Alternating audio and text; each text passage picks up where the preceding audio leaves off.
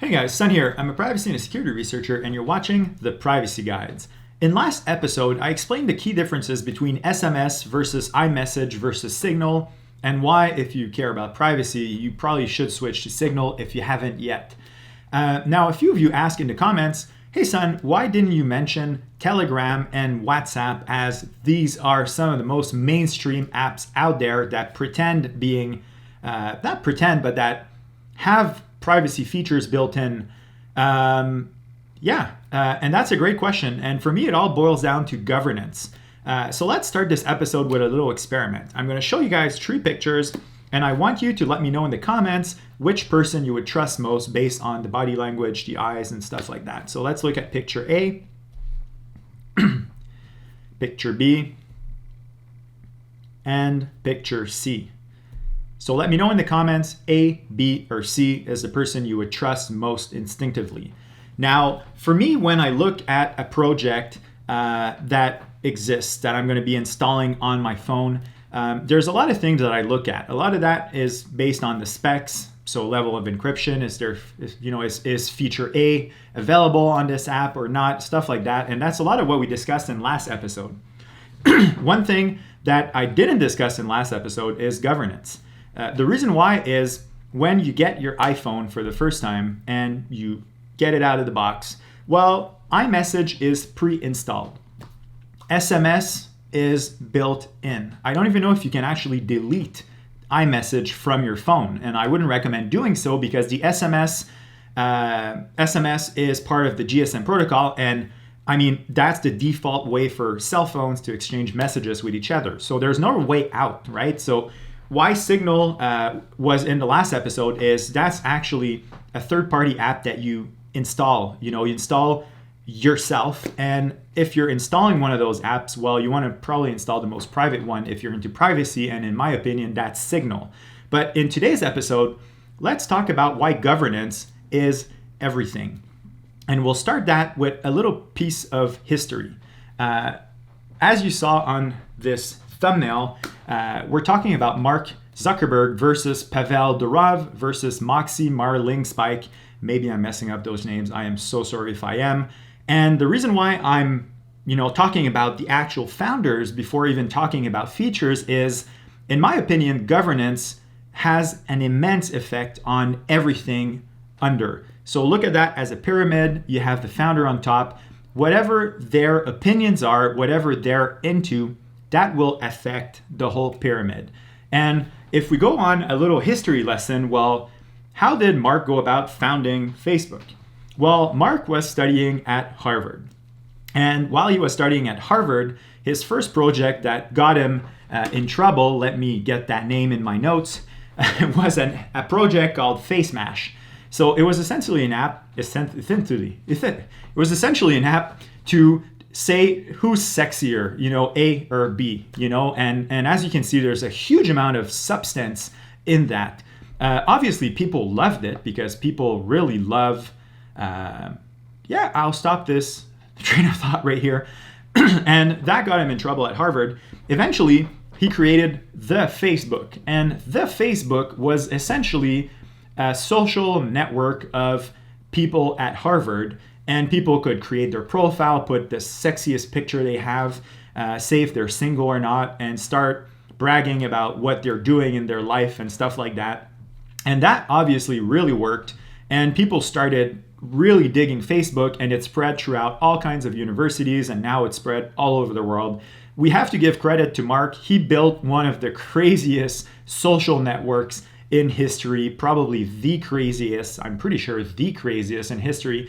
The problem is, from the early stages, obviously security agencies really loved Facebook. I mean, they could essentially wiretap what everybody was sharing, and that was quite crazy. I mean, a lot of other government regimes tried to put in place mass surveillance at that scale, and nobody was successful. That's Orwellian. Oh, I'm messing up that word. So that's pretty much Mark. He was, I think, the youngest, richest man in the world. He's a multi-billionaire.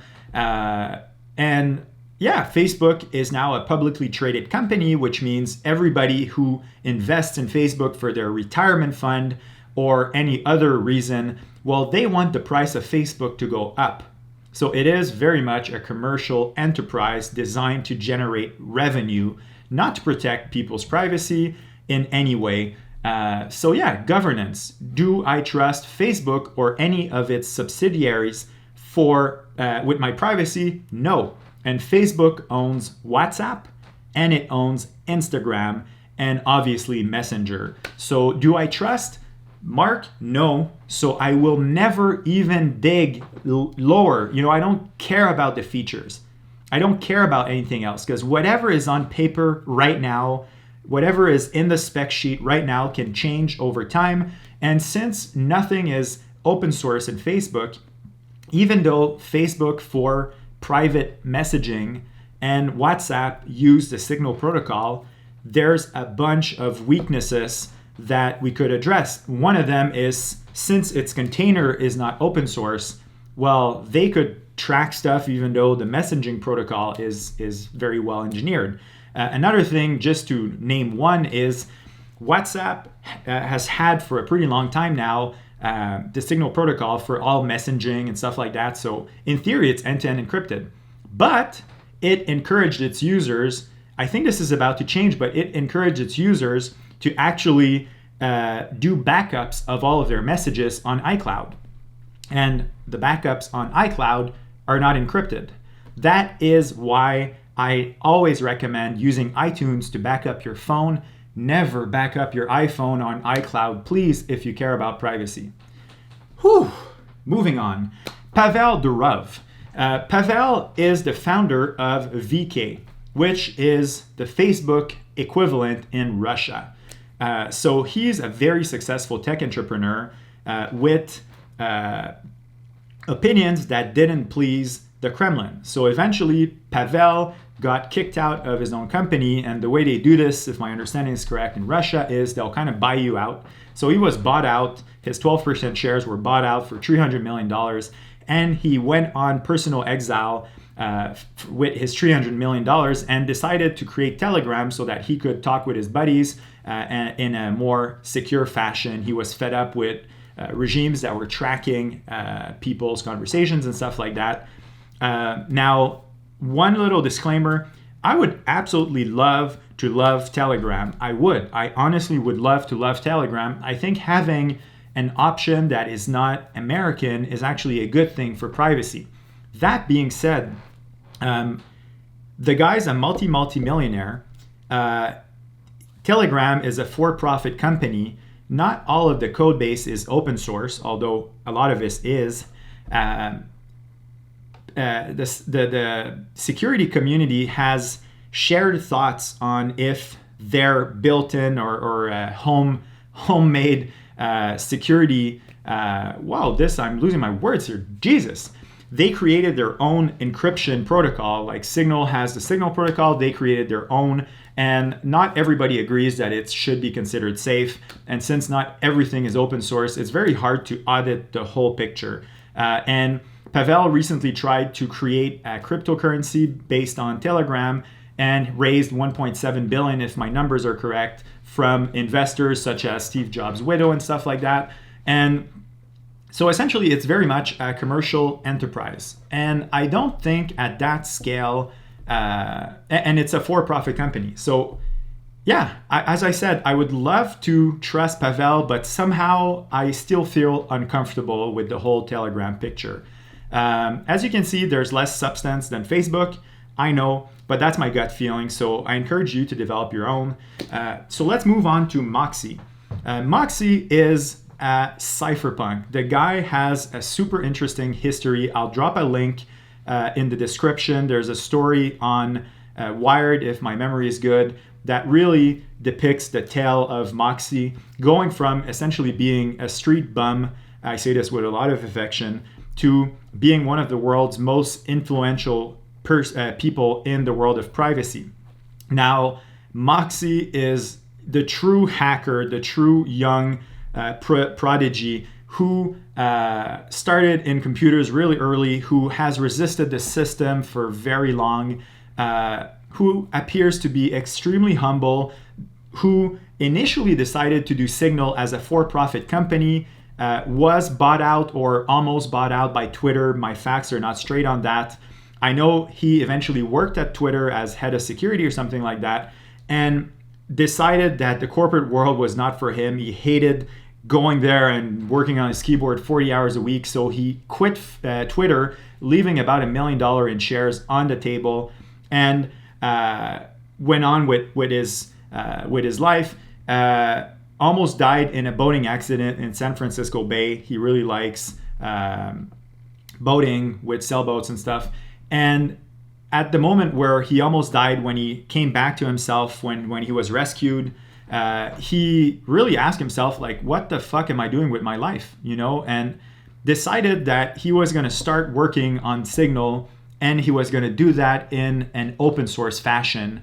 Eventually, he met Brian Acton. Maybe I'm messing up the word. Brian is the co-founder of WhatsApp. He's now no longer working at WhatsApp. He's a philanthropist. I think when he exited, when WhatsApp was sold to Facebook, his shares were worth about $3 billion.